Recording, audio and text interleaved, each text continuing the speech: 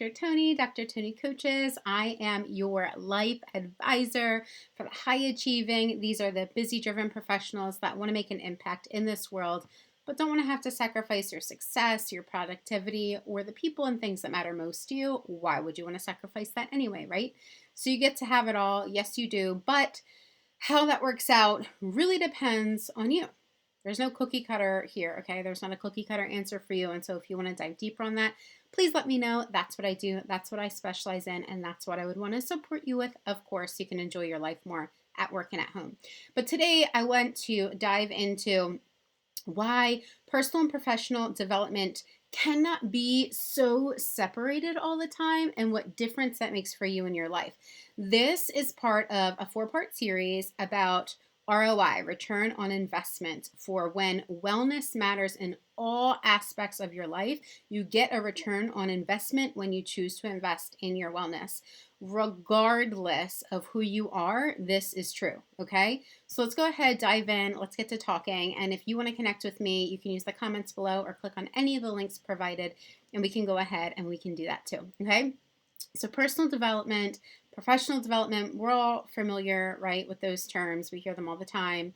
But they're often cast as distinctly different areas, as if they can't cross over, they can't intermingle. And while there's, truth to there being distinctions that's necessary sometimes there, the over focus on separating these two, overly distinguishing between personal and professional, has created a challenge. It's contributed to this high burnout rate that we have going on in America, incredibly high, continuing to grow. This sense of an overworked nation, an overly stressed out nation that we have going on. This is connected here because we're trying to separate these two when they cannot always be separated. They directly impact one another. And due to the significant impacts that these issues of separating the two, that this issue of separating personal and professional is having on all of us in some way, shape, or form, on people, on businesses, on our systems, I decided to do this 4-part series where I break down some of the ROI, the return on investment that can come when you choose to invest in your wellness. And that's both personally and professionally, okay? I'm asking you not to always distinguish between the two, but to recognize that there is a connection there that is profound. It is profound. And if you deny it, hey, deny it. That's fine, but you're not going to gain the benefits then, right? We have to have a level of awareness that these two connect. Last week, I covered the return on investment that comes with time. You get time back. The return on investment you get by investing time is more quality time. And if you want to find out more about that, go ahead and click on the link below and you can hop over that, or you can click on my LinkedIn if you're connected with me there, okay? I have all of these articles and postings on my LinkedIn profile. So you can connect there. You can see all of the valuable content that I put out there. But time is a finite thing, right? And it's that finite thing that we all want more of. We all want more quality time. We all want more time to do X, Y, or Z with this person or that person, or to complete this thing. But we rarely effectively use it. This is an issue that we have. All right, we're seeing this issue happen in all areas of our society, and it's one that does need to be tended to. But again, you cannot effectively tend to it if you're constantly going to separate personal and professional. Personal development, professional development separate. Personal life, professional life separate. We can't overly distinguish and overly separate them, okay? I'm not saying don't have boundaries. Boundaries are a thing. They're incredibly important. They're necessary.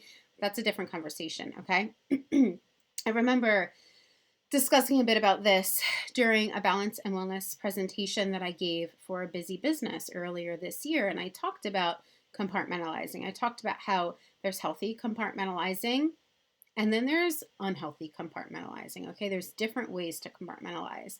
And if you're not sure what I mean by compartmentalizing, what I'm talking about here is when you are figuratively trying to put a thought, a feeling, a situation, an issue, an experience in a box to push it in, tuck it away, and tend to it later, right? Like to not focus on that right now.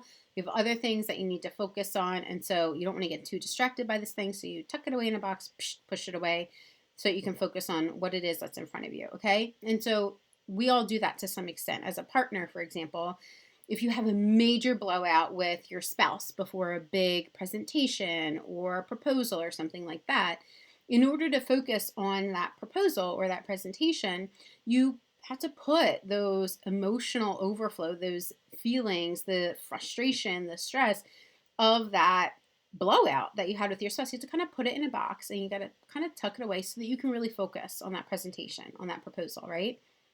You have to kind of compartmentalize, okay? It's normal, it's healthy to compartmentalize so that you can function. So that you can function appropriately and optimally based on the role that you're in, based on the situation that you're in, as a professional, as a leader, as a parent, as a partner, as a friend, as a citizen, as a family member, and so on and so forth. You will compartmentalize at some point, and you have. Okay, it helps us shift from one thing to another, helps us transition from one task to another, from one environment or situation to another. It helps us to function in life. Okay, I'm not trying to say compartmentalizing is bad, because it's not. There's a healthy way to compartmentalize, and it's necessary. However, over compartmentalizing happens when you tend to put everything into boxes, like everything that's hard, every emotion that's hard, every challenge that feels emotionally difficult or painful for you or stressful for you, anything you worry you won't be able to tend to or figure out. You put everything into boxes and you shove everything away and you never go back to tend to it. You just think, oh, well, like this emotion or this hard thing or this trauma or this challenge, I don't have time for it, or I can't handle it, and so I'm going to put it in a box, I'm going to tuck it away, I'm never to return, okay? If you have made that a tendency, if everything is boxed up and everything is shoved away and none of it's tended to, it's going to grow. It's going to create an issue, and it's seeping out in some way, shape, or form right now in your life. And at some point, that seep is going to turn into a faucet, okay? Because the problems, they don't just go away simply because they've been put into a box and tucked away. They grow. They grow. They get bigger. They compound themselves, okay? And when problems grow, so does stress.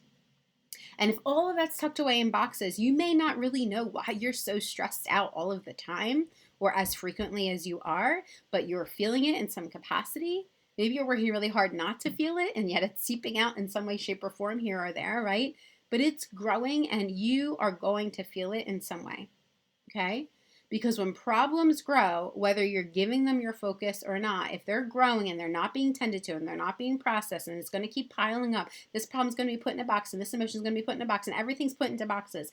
Those problems are compounding themselves. They are getting bigger. The emotions that are connected to it are getting bigger. And so you are going to feel more stressed out, whether you realize why you're not.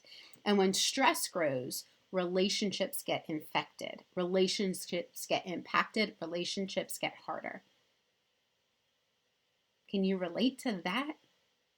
Maybe hearing this now, a little bit of a light bulb is beginning to go off, like, oh crap, that's what's happening? Yes, because we're human, and this is part of what happens when we try to avoid all of the hard things, okay? There's a time and a place to compartmentalize, but if we are overly compartmentalizing, if we're relying on that all of the time and we're not dealing with the things, the emotions, the challenges that we need to, we're not processing them, it does not disappear. Okay, so you compartmentalize that argument that you have with your spouse before your proposal or your presentation or whatnot. You did that so you could focus. Okay, cool. Healthy compartmentalizing.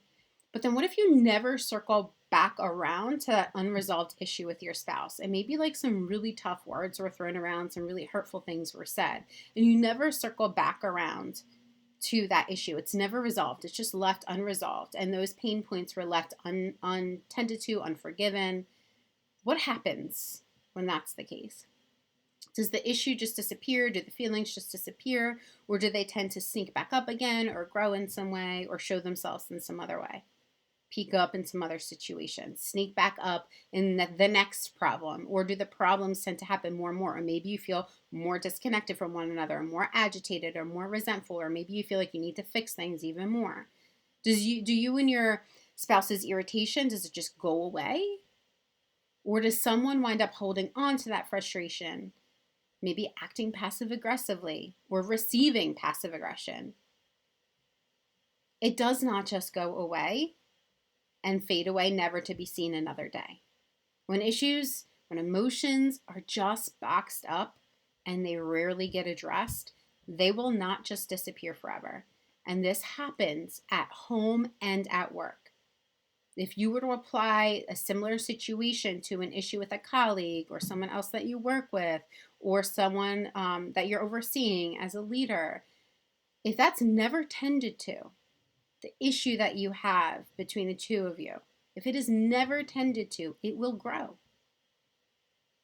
right? And then you wind up being more stressed out and more irritated at work. That carries over to home, and vice versa. If you're more stressed out and irritated at home, that can carry over to work. And if you're trying to overly separate them and not tend to what it is that needs to be tended to in the various areas of your life, it seeps in and bleeds into the other areas of your life too. Okay, so maybe you're frequently frustrated with a colleague, or maybe your boundaries are not respected by a team member or a family member. It needs to be addressed. If it's ongoing and it's not being addressed properly, then it is going to be growing and it is going to be affecting you and your relationships. Maybe you start acting passive aggressively towards a loved one or towards someone at work. Maybe you start taking your frustration out towards someone at work because of frustration that's happening at home.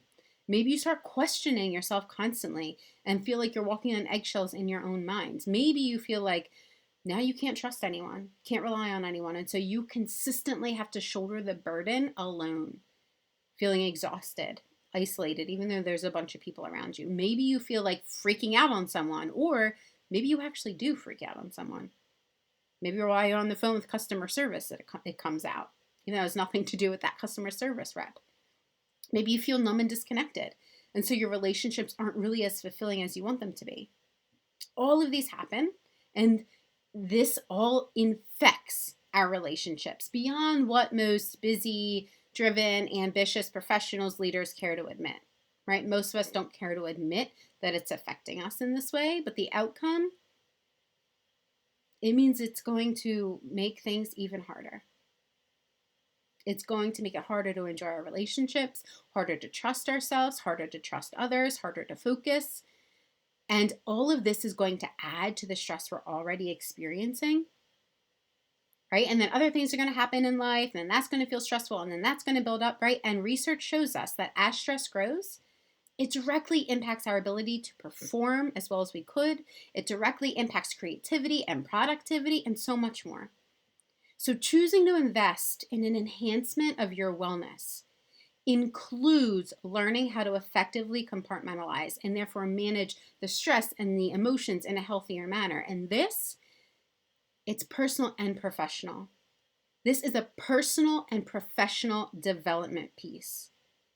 It matters both personally and professionally, and the ROI, you get that. The ROI that you get in your relationships and enhanced quality relationships and enhanced connections with others, you get that at work and at home. If you are willing to invest and enhance your wellness, personally and professionally, if you're willing to invest and enhance your wellness at work and at home, and not to constantly overly separate the two. Okay, you with me? No matter where you are leading or who you are leading right now in your life, everyone wants to experience more meaningful relationships and less stressful ones. Everyone wants that. So don't cheat yourself out of the opportunity to experience more of that at work and at home, okay? Investing in personal wellness is an investment in professional growth. They're connected. You can't separate them all the time. If you're with me or you're struggling with this, either way, connect with me, let me know. I'm happy to dive deeper, do an individualized assessment and support you one-on-one. Let me know. I am here to help you develop personally and professionally because both matter and both impact one another. All right? Talk to you soon. Until next time.